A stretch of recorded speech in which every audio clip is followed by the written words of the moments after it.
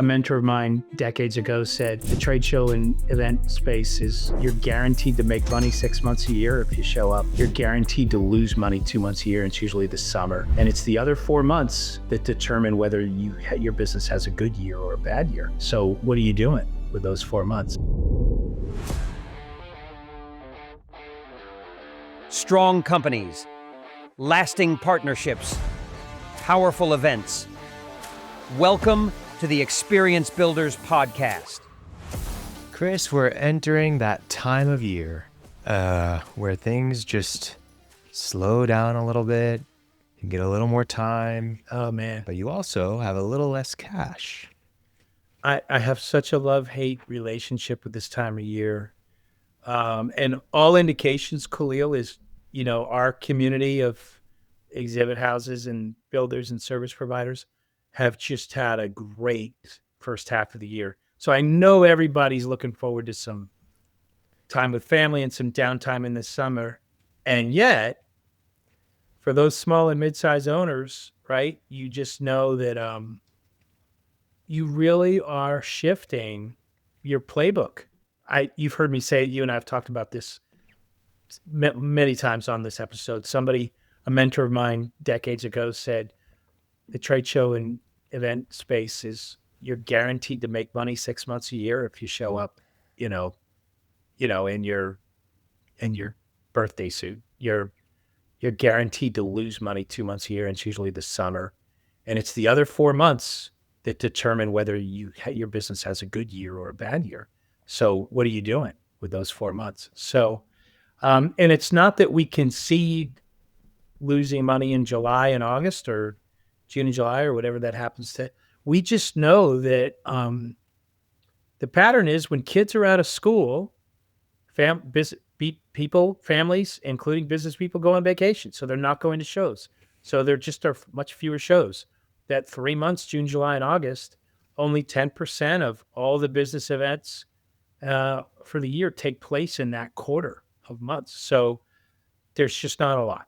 So what do you do? Well, I think there's also a big differentiation as you're listening to this episode and maybe you're dealing with a downturn or you're seeing a downturn currently. It's really important to clarify why it's happening. Like you just said, this is a seasonal thing that happens every year. If you're listening to this episode outside of the June, July, August, and it's, October and you're like, man, it's really slow. This isn't a seasonal problem you have, and it's a different episode you should be listening to maybe about generating opportunities. Yes. And, where's your pipeline, all that kind of stuff.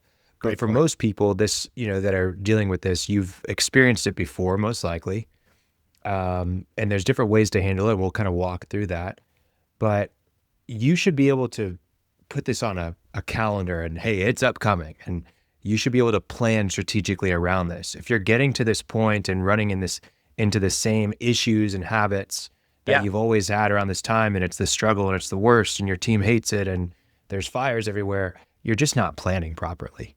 So Amen. We'll talk about some of the things that can pop up and how to handle them. The other thing that I will point out is the trade show industry is not the only seasonal business. That's so right. You don't only need to look at the trade show industry for advice and tips and what can be done. You can actually learn a lot from other industries that have other seasonal patterns that are similar to this. So that's another place to think about. I've talked about this before. You have a large and loyal following in the construction industry, in the home remodel industry, in the landscape contracting industry, in the pool and patio and deck sectors, and all of those. And I, as a guy, one of my businesses in my early career was that. And depending on where you live, right, the spring and summers were great, but we were pivoting to plowing snow and chopping and selling firewood and getting jobs at lumber yards in the winter because, our core offerings just wasn't a market for it. So and so that's one of the things I think we'll talk about. The episode today we're talking about is managing through predictable or seasonal slowdowns, which is absolutely a thing in the trade show and event space. So Yeah. I think particularly small and mid-sized companies, you're guaranteed to experience this. Larger companies, I'm not saying you don't see swings, but you've got the capital reserves, you've got, maybe a broader lines of credit. You have other tools and resources you can use to get through those. But I think for this conversation, I think it's going to be most helpful for that small and Yeah. mid-sized business leader. So So what for you, Chris, what are the things that you start to see in these months? What is typical? Maybe yeah, great. it's currently for CrewXP, maybe it's been in the past, but what are the things that you notice during this time of year that are the signs that, yep, we are Yeah. slowing down?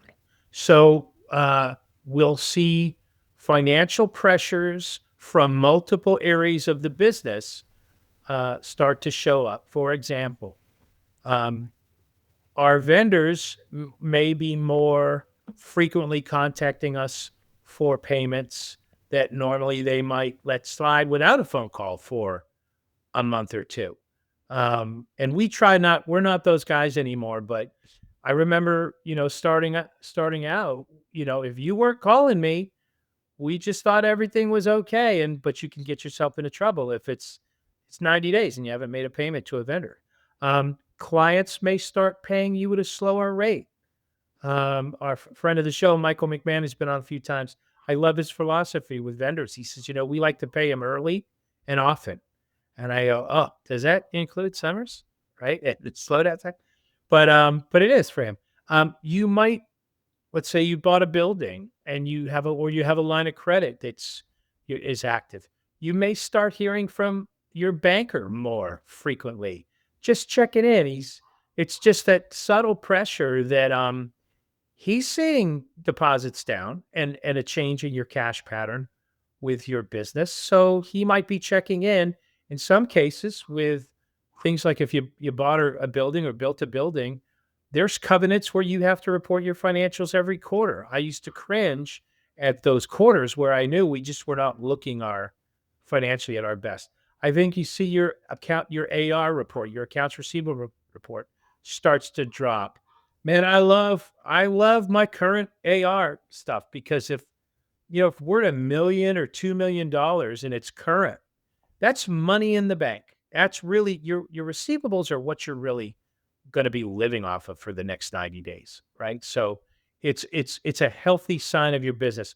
We know that's going to go down that number because we're going to be using that and we're not building that back up. So that's another thing. So and inevitably negative cash flow is as simple as add up what you collected this month and add up what went out on all your fixed costs. And when you're upside down, that's your negative cash flowing. And we really don't want to see that more than 1 or 2 months in the summer. If you my experience has been if that goes into a third month of negative cash flow, man, it could take us. There's no bouncing back quickly because now you've got that catch up stuff, right? That you have to worry about. It could take us if that happens if summer runs not 6 weeks, but summer slowdown runs 12 weeks. It takes us the rest of it. There are days it took years. It took us the rest of the year to get back to being, the healthy company. So thankfully, we're not that anymore. But you made a great point about it's predictable. You should be thinking about this. Part of our playbook every year is, um, one of the things that we instruct our controller to do is whatever collections come in, payments that are sent automatically or just we're tickling them with invoices at AR calls. 10% of that is set aside in our it's just called the savings account, but it's the capital reserve account. We do that all year. And I will say in the first 6 months of the year, by the time June's ending and we may be facing our first, slowdown month of July, she's put away, she's got reserved enough money that we could pay the bills for 3 months.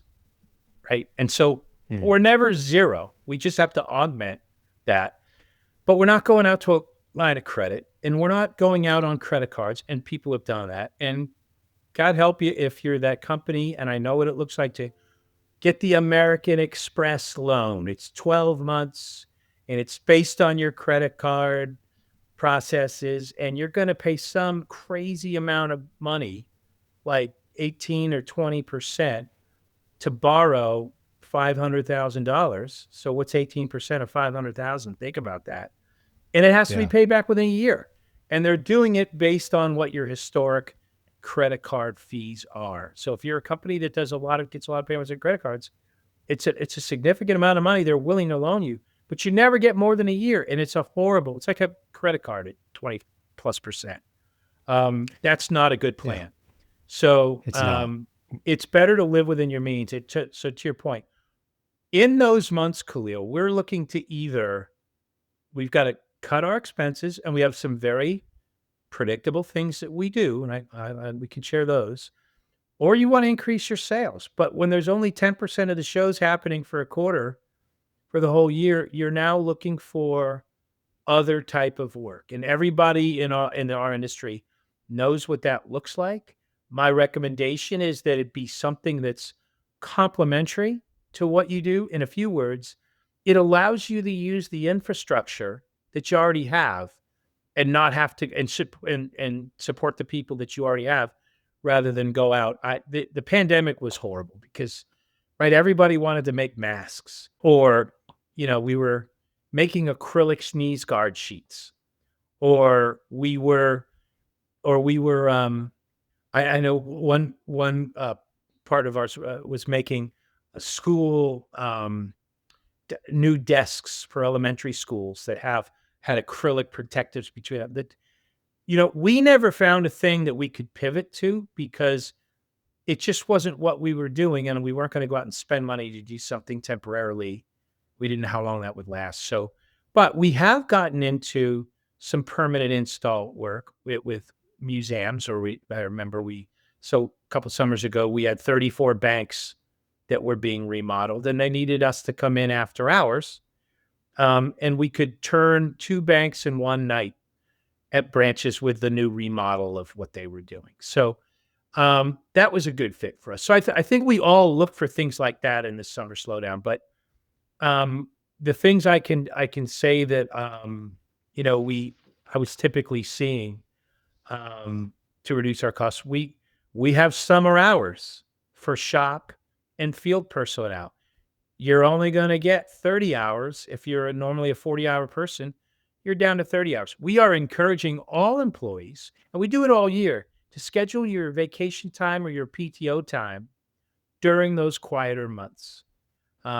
It helps everybody. And by then, after a robust first 6 months, they like that. Everybody's ready for some vacation time. I don't want you calling and taking the vacation time in October when we're back in the high season. We need you. So that's a dance you perfect over time with your hourly staff, but we did.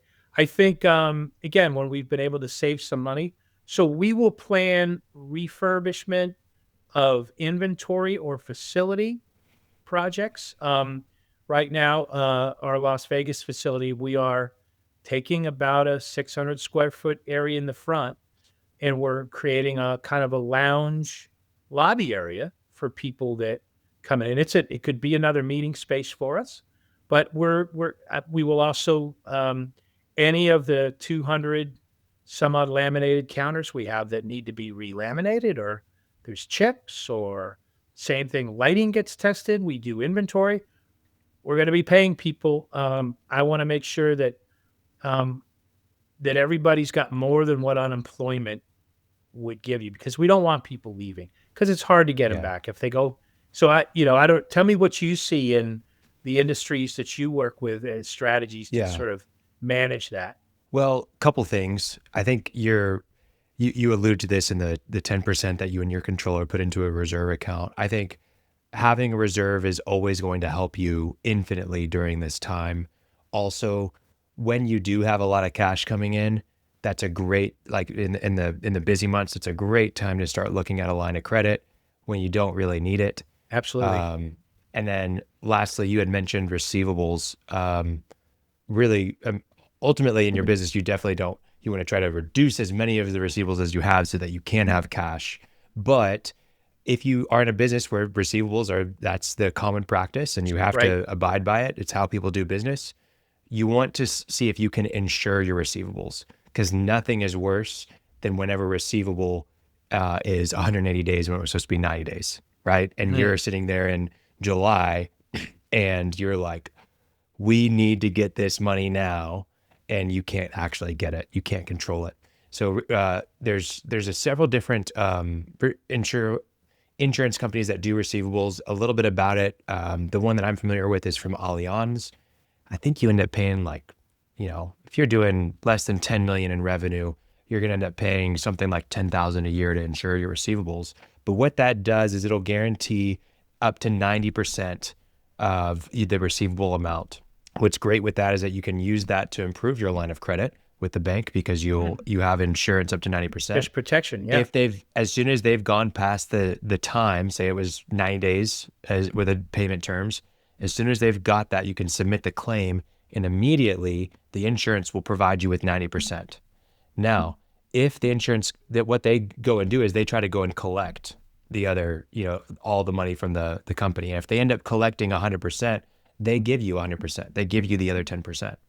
So it's really a win-win, and that can really help with instances of like, I think that the worst thing about a slowdown is whenever you're relying on something and then it doesn't come to fruition. Yes. And that can be with, you think you won the job and then you don't win the job. But a big one is we're going to collect, but then you don't collect. So that's one thing. Also get the credit line to help with that.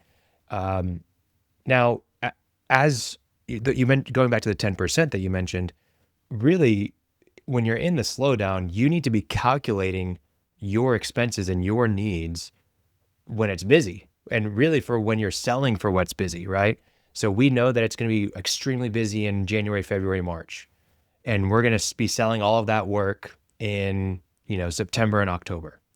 Well, we need to be pricing for the slowdown. And that's where people get it wrong, is they're pricing to win the job, which is great. Like, you should be winning the job, you should be competitive, but you shouldn't be winning jobs at all costs, because maybe that job that you're winning now is going to force you to increase your workforce for those jobs. And then you end up having to pay for the workforce in July and you can't afford them. So you're talking about your discount, your discount your way to victory jobs, right? Yes, like exactly. Stay away. No, we've had this conversation, you and I, about when we talk about gross margin and the need and profitability. And if you're in an industry where, let's just say 2 months a year, you're going to experience that slowdown, your pricing is not just, the cost of goods considerations. It's what does it take to keep your business operating at that high level all year round. You don't, because you know what happens? It's not that you're a lesser company. You say, oh, we'll just cut the costs in those 2 months. It's not that, because it'll take you 2 months or more to recover after that, to get back to where you were, if you don't have some traditional or some intentional plan of how you address that. So I couldn't agree with you more. It's really, and by the way, since we've done this and we've been able to be disciplined, Khalil, about the 10% savings on what we collect. And again, we have our business model in this industry. We do about 60% of our revenue in the first 6 months. So we're able to really sock away. But we haven't had to go out on a line of credit in 3 or 4 years, because we've just changed. And that's the best time to get the line of credit. It is. You're right. That's it. When you don't need it, go get the line of credit. Go start the banking relationships, because you won't be able to get the terms you want when you really need it. But if you have it now, then whenever, things do go south, then you've got something in place. I think a couple of things that I also want to mention with these downturns. This is probably one of the biggest opportunities for improving efficiencies, is when things go down. A lot of times we think of, people are working on processes and they're upgrading their facilities and they're, changing things around the shop or whatever it is. Don't do those times when you're at your busiest. You should trust your systems when you're in that, hey, we're overtime right now, right? But you should be making improvements to your processes, to your facilities, to your trucks, to whatever you have Yeah. in the slow times. Yeah. That's what's going to keep you, I guarantee you there's times where, you say you have summer hours, right? And we're doing 30 hours a week for some of our guys rather than 50 when they're in the busy time. Well, one, how are we going to create this extra cash? And one way to do that is we're doing overtime in the busy periods. How can we stop doing overtime? Yeah.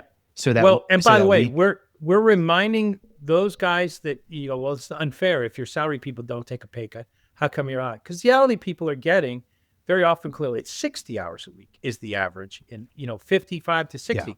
Yeah. But because we meet regularly, right? We're constantly saying, are you putting some of that away? Because July's coming, right?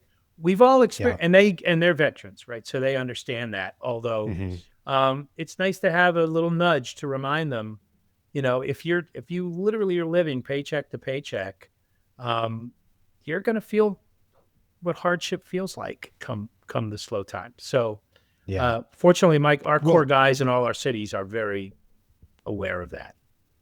Well, and I think there's a reason why you're hitting overtime in the busy times, and a lot of that's down to efficiencies. And so now there's some things you just can't predict, and there's the job just requires 50 hours a week. But if you can create efficiencies in the slow time, that will allow you to operate at 40 hours a week or 45 hours a week and reduce the amount of overtime that you pay, which will then give you more cash to build your reserve for during the slow time. And another thing is, I know that you're paying guys 30 hours a week during the slow time, and they're just kind of sitting in the shop. They're not really doing anything. And that's a time where you can have a quarterly rock that, hey, for this summer, our big thing for the shop is, completely renovating how we store things. It's changing the way we do inventory. It's changing the way we, set up this station for rehearsal, whatever it might be. That's really where you're going to have the opportunity to have internal projects that, yes, you're paying these guys, but let's pay them to really create efficiencies in our business and add value so that we can be better when we do get to the busy season. Yeah. Last thing I'll say, it's really great to look at if you're slow in June, July, August, look at what businesses, what industries are busy in June, July, August. You had mentioned schools. Schools take the same approach. They don't do major renovations to a school during the school year. They're going to do it in the summer when all the kids are gone. So schools are a ripe target audience for, hey, can we use our shop guys, or can we use our guys that are out in the field, our delivery guys, for doing stuff at schools in the summer? Yeah. Who's hosting events in the summer that are not our typical audience? Well, maybe sororities are hosting events and fraternities. Maybe universities are putting on huge events for recruitment or for, welcoming the new freshman class. Look at what's getting busy during your slow time and see how you can tailor your service to those people. It's a common thing with landscapers or, lawn companies. They're slow in the winter. What gets busy? Christmas lights and snow removal and fall cleanup. And, these are the types of things that they're going to do in their slow time, and they're going to treat it as its own audience. They're going to dedicate a salesperson just to Christmas lights. They're going to dedicate marketing efforts just towards Christmas lights. Same thing should be happening for your company. What is our intentional strategy to stay busy in the slow months? Hey, we are going to hire this salesperson that's only going to be focused on June, July, August, and they get paid a higher commission than what we normally do, because that work is that much more valuable to us to be able to break even in those months rather than be at negative. Worth mentioning also, Khalil, we have a couple of partner clients who they have state programs of, and I don't mean unemployment, but that will help co-op salaries for like 25, 30% of salaries. If you could, you can register as part of that. The states I operate in don't have that, but that's also worth looking at. I know bottom line is, and I'm hearing you loud and clear, you're looking to reduce your fixed monthly costs, it's a great time to find efficiencies. For us, we also obviously we self-impose. We have hiring and variable spending freezes during those times. If possible, Mm. we're negotiating. I would say slower paying terms with our regular vendors. We don't usually take 30. I mean, we get an invoice and we're usually paying it within 7 days. I may ask Donna to touch base, and because we're a good customer that way, if we say, I know you gave us net 30, we're actually going to take it for the summer months. I hope that's okay, and making a call ahead of time and phrasing it like that, and we've never been a problem. That goes a long way. If you need a little bit of grace there, and to your point, as we've been talking about seeking what we consider non-traditional but complementary revenue sources like museum work, or we'll trade if we get word that another labor company. I mean, they're obviously looking to keep their guys busy, but if they need 2 or 3 extra guys, we're going to give them the names of some of our Exactly. guys. But knowing that I can trust them and I'm going to get my guys back, right? We don't want to be competing to Yeah. lose. If you can find a good partnership like that, Yeah, that's a really, really great opportunity, because the reciprocity. Yeah, biggest fixed cost you're going to have, or not even a fixed cost, but a variable cost that it's a variable cost for this hourly employee, but we really want to keep them because they're so valuable to us 9 months out of the year. If you can find someone that really needs a really busy industry, and maybe that's landscaping in the summer, a pool company, and you trust that person and they're close with you, and they only need the labor. What's good for those pool companies or that landscaping company, they only need them in those summer months. They don't need them the rest of the year. And so I, if you can use we've that, tried. that's a Although huge advantage. we have found a lot of times the wage rates of the guys that install and dismantle on the show floor are very, very good. So a lot of outdoor companies like you're describing don't pay that. And so my guys would rather take the 30 hours or Yeah. 25 hours. But the Yeah, point but I is, mean, you they can need to you can see us even offering. subsidize it. Yeah. You can Well, that's subsidize it. true. If you're That's a great if you're point. paying half if you're paying Great for point. only 15 hours versus 30 hours, that could get you to break even if you've Yeah. got 20 guys we're talking about. Yeah. So, yeah. Let me ask you maybe final subject to close out on. So we all go through it, and then you're going to re-enter a busy period again. And so for the trade show industry, it's lights out from early January all the way through May, maybe into mid June, with trade shows. And then there's going to be a lull, and it'll start picking up shows again in September, um, off the hook late September, October, November, right up until the holiday season.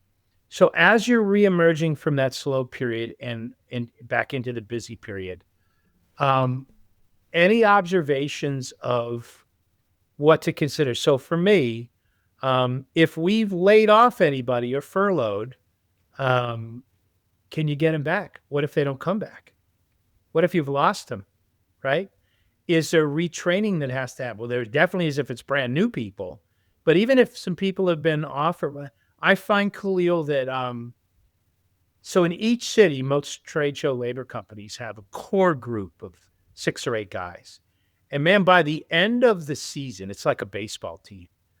You take the field, you make plays, you don't even have to speak. When there's a dismantle of a show, 2 guys are on ladders and they go high and start taking down lights, and 2 guys are going low and they're unzipping fabric stuff so they can get inside the fabric back walls and get electrical stuff done. There's a guy out back spotting freight, and when we haven't played as a team together, we're dropping softballs and easy throws. Well, hey, why are 4 guys standing around talking about something instead of just starting up? Anyway, so there's a little bit of that rust that we have to shake off. But I think as an owner, the thing I realize is, are there any costs I've incurred, for example, by deferring paying some bills, or is there anything I need to be calculating for my first 2 months of being back busy? So I'm going to pay all the stuff, and including the increase of being busy, those cost of goods things. But now I have a few things to make up for in the summer that I have to do. I don't think a lot of people think about that. And No, they're just trying to get through. Their heads you're down, and they're getting through. just get through. And that's why it's so important to operate from a reserve rather than operating from credit in Yeah. these instances. Yes. Credit, in my opinion, operating credit has its place, right? But usually you should be using credit for assets, right? Not to Yeah. operate, and that's where you can get really tricky, because what happens is the flow. Hey, we just had a great 6 months. Now we're getting into the downturn. Oh crap, we've got to pay all these people. Now I'm delaying my payment terms to the full 30 days, maybe even beyond. Now I'm like trying to get my receivables in the door, and we're starting to run out of receivables. Okay, now I've taken out that QuickBooks loan. I call it gangster loans that are 20% interest. Love that. Gangster loans. Yeah. Yeah. Or, it's essentially a payday loan. QuickBooks operating loan or Stripe Capital loan, whatever it is. And then, I'm also dipping into the credit line that we have at the bank, and the credit cards are starting to pile up. Oh, but it hit September, and now we're finally starting to do some work, and now we're finally busy. Well, you've got the normal September bills, maybe even more, because you've increased hours and your variable costs have gone up because now you're actually producing the work. But you also have all the expenses that you should have had should have been paying in the first place. It's exactly right. And so it's actually not that you feel it that much in September or in June, July, and August. Maybe you're starting to really feel it in August, but in September, October, that's when it's the worst. That's whenever you really start to feel the burdens of what you've been doing for the last 3 months of and if working, it's not but still a well spending. thought out intentional plan, the great September and October, there is no money to set aside in reserves because you're digging out of the hole because you made missteps during the. Yeah. Well, and then you find people taking deposits for jobs, and they think they're okay. They take the deposit for the job in August or in September, and they're like, "Oh yeah, it's great. We got the money. We're gonna be cool." But in reality, circa 2018. Thank you for that flashback. Yeah. Well, and what is it? Stealing from Paul? What can you give me that? Robbing Peter to pay Paul. Yeah. Yeah, robbing Peter to pay Paul is essentially what you're doing, right? Yeah. You're operating an internal Ponzi scheme of, taking money from this job to pay that job off, but it just it's mismanagement of funds. And I get it. If you're starting out as a company, really, that's kind of just a season that you've got to push through, in my opinion. It's true. Unless you were just the most diligent person that's been around the block before and all this kind of stuff. It's a learning experience. But if you've been operating for over 10 years and you've been doing this song and dance, for a long time, you've got to be a little bit more intentional about how you operate during these slow seasons. And it means being intentional about how you operate during the busy seasons, and being frugal, putting aside money, pricing correctly, tracking your costs accurately, so that you can actually put aside that money and you can operate it. Really, again, I think the biggest, my one thing for this episode is, if you are operating your business on credit and that's how you operate, hey, certain businesses live and breathe and die by that, and whatever. That's just not me. But that is one of the biggest signs that you're going to have a really hard, slow season if everything's operated off of credit. If you've got season stuff. No, that's true. Listen to this. And again, we've come so far. I've been 3 decades in an industry that has these seasonal swings. And I happen to have chosen a business model where maybe it's even more amplified than people that have diversified into, for example, they do more permanent museum and install work than we do. And so that is something that can fill those gaps. But I look at this, Khalil, it's just like an injury. It's not I haven't broken my leg, but it's a sprain, right? It has to heal. You have to make sure that the muscle has memory and strength and it returns, and you have to, start to test that a little bit. Realizing new hires or rehires may need to have additional training and coaching to get back to the championship level of play. We need to get back. We know it, and because of the unique profit sharing that we have, starting to contribute to those savings and earnings funds. That's important. We do that as soon as possible. I think the thing I've learned, usually we try to do this, if we're really good at communicating and getting September business booked, means the shop for us is busy in August. So we actually see it a month earlier. And I would recommend we celebrate those recovery moments. I don't care if it's barbecues or bringing in a food truck, or we're going out and getting a picture together, or bowling on a Tuesday afternoon, but let's do some stuff that reminds us that, whew, that's over and we're back in our, to who we really are. And because I think that's great for the culture. I think if you don't talk to your staff about this, they don't know this is going to happen. If they're not aware of the things you're doing to prepare and limit the negative impact for them, if you just don't say anything, it can really be a culture hit, and it could be a lot of negativity, maybe depression, and I guarantee it will manifest in employee turnover. People just don't want to be around that, and they don't know, because a lot of times they just imagine it's going to be far worse than it actually is. So we talk to them. We're transparent about it.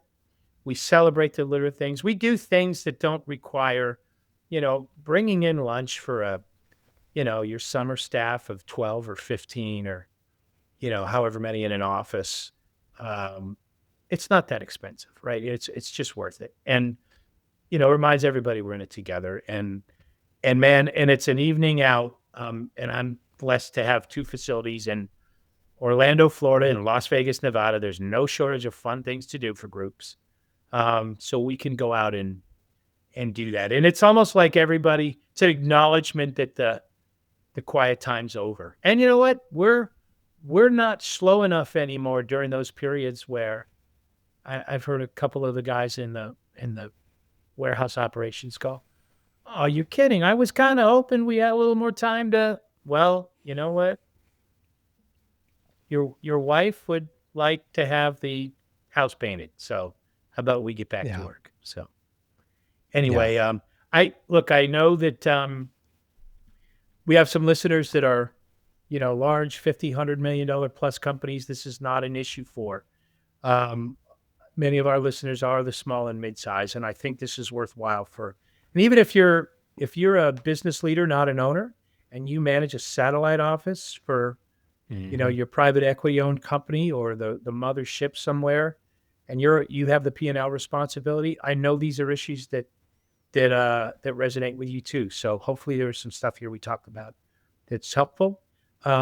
Anything we're leaving on the table, Khalil, that we should be serving No, up? I think we've covered a lot of it. I think Okay. one thing that we didn't touch on a lot was, people do sometimes do a lot of layoffs during those times. They did. And there's pros and cons to that. I think, yes, that is absolutely going to save you in terms of your expenses. You'll probably be able to break even or maybe even have a profit during the summer months because of that. But there are real culture impacts to your company when you do that. And Absolutely. there are also costs in the form of actual money, but also wasted time and opportunity cost of having to rehire all that stuff. And when the labor market's strong, then it's not as big of a deal in terms of that opportunity cost, because you can hire pretty quickly. But in an industry where labor's been a challenge for a long time, Yeah. it may be worth revisiting that strategy if that's something that you're doing. That's so great that you brought that up. Years ago, unemployment used to be our strategy in the summer. We'd push people out there.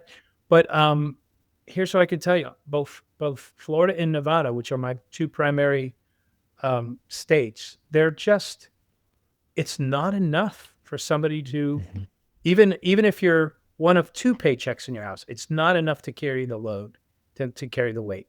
So, which means they're going out looking for other jobs, and which means I have a much higher probability that that person's not coming back to me. So we made a decision to work harder at keeping them with whatever sacrifice we can, but it's certainly going to be a lot better situation for them than unemployment, because, hey, like I said, you and I were talking at the break, I think it's in Massachusetts, like it's over $1,000 a week for unemployment, which is pretty Yeah. darn, you know, decent of them. It's less than a third of that in Florida, and it's less than half of that, I think, in Nevada. So, anyway, yeah, my personal choice is I'd like to stay away from that. But that's if you're a startup and you're still going, that's a thing. And some states Well, will, like you said, well, you can maybe, contribute in some other way. We could talk about that in another episode about how you can set some money aside for people and not jeopardize yeah, their and I unemployment.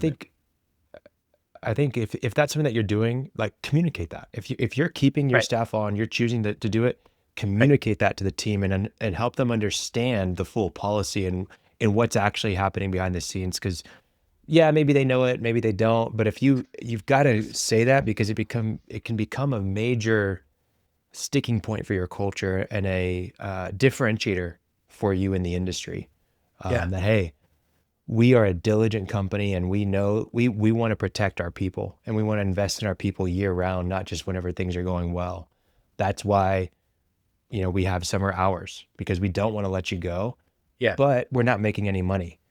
Go take vacations. We have paid vacations and we give you an extra 3 days during the summer than, what the other employers do in the area or whatever it Yeah. is. Find ways of making that policy something that is a culture, reinforcement and bonus then that may not be something that you're communicating now. Right. Yeah. So yeah.